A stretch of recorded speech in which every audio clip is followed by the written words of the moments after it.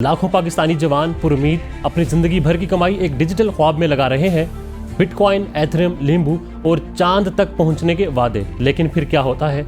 एक खौफनाक सच, एक खौफनाक ख्वाब पूरा हो जाता है। अरबों रुपए हवा में गायब हो जाते हैं। धोखेबाज ब्लॉकचेन के रास्ते हंसते हुए निकल गए और एक कौम हैरान रह गई कि ये क्या हुआ।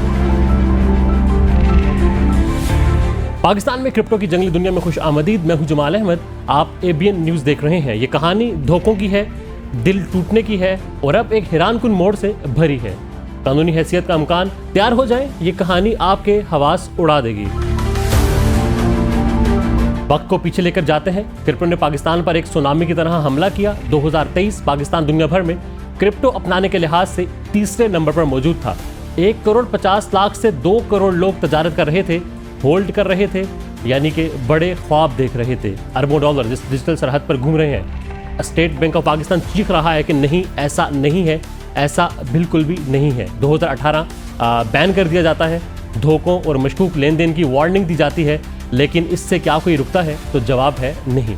पाकिस्तानियों ने छुप कर तजारत जारी रखी, क्रिप्टो के इस बड़े टुकड़े के लिए भूखे रहे और वाह, क्या भेड़ियों ने खून की बू सूंघी। फिर शुरू होता है धोखों का मेला। 2021 वाह कॉइन, एक जाली क्रिप्टो सामने आया। हजारों पाकिस्तानियों ने इसमें पैसा लगाया। वादा क्या था? सरमायाकारी 10 गुना बढ़ जाएगी। हकीकत क्या थी? एक रात में सब कुछ गायब। तखमीना 2 लाख अफराद से 2 अरब रुपए से ज्यादा लूट लिए गए। लोग रो रहे थे, ख्वाब चकनाचूर थे और सिर्फ शुरुआत थी, क्योंकि एक्सचेंज कंपनीज, पोंजी स्कीमें और फौरी अमीर बनों के झांसों ने पाकिस्तान को अंधेरे में रखा था और बाकायदा रख रहे थे। FIA कार्रवाई करती है, दर्जनों धोखेबाज पकड़े जाते हैं, लेकिन नुकसान हो जाता है जो कि जारी था। अरबों गायब और एतमाद तबाह। कहानी यहाँ खत्म नहीं होती। पाकिस्तानी अवाम हार नहीं मानती। क्रिप्टो के शौकीन कहते रहते हैं ये मुस्तकबिल है। उन्होंने ब्लॉकचेन के फ़ायदे को उजागर किया, शफाफियत, माली आज़ादी। दूसरी तरफ हुकूमत और स्टेट बैंक कहते रहे कि ये खतरा है, मनी लॉन्ड्रिंग का जरिया है, दहशतगर्दी का हथियार है। लेकिन दुनिया बदल रही थी। UAE, सऊदी अरब और भारत जैसे ममालिक क्रिप्टो को रेगुलेट करने लगे। पाकिस्तान फिर कैसे पीछे रह सकता था? ताज़ा तरीन इत्तला खबर यही है कि अप्रैल 2025 तक पाकिस्तान में एक बड़ी तब्दीली की हवा चल रही है। स्टेट बैंक और वजारत खजाना क्रिप्टो को कानूनी शक्ल देने पर गौर कर रहे हैं। क्यों? क्योंकि पाकिस्तानी मईशत को नई तवानाई चाहिए। क्रिप्टो से अरबों डॉलर्स की सरमायाकारी आ सकती है, नौजवानों के लिए नौकरियां पैदा हो सकती हैं और टेक्नोलॉजी में इनकलाब आ सकता है। लेकिन क्या ये आसान है?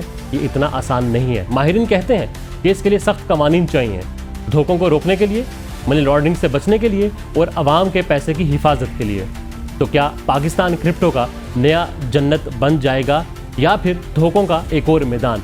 सच ये है कि फैसला अभी नहीं हुआ। हुकूमत तजावीज़ पर काम कर रही है, मुशावरत हो रही है, आवाम की नज़रें लगी हैं। अगर ये कानूनी हुआ तो पाकिस्तान दुनिया में क्रिप्टो के नक्शे पर छा जाएगा, लेकिन अगर नाकाम हुआ तो फिर शायद एक और अरबों का नुकसान।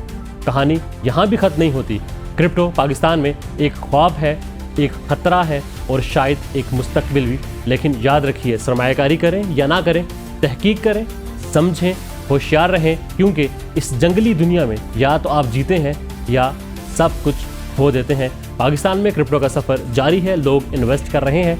आप किस तरफ हैं? क्रिप्टो की तरफ है या फिर वही जो एक पुराना निज़ाम है उसकी तरफ है? राय का इज़हार कीजिएगा। अल्लाह हाफ़िज़।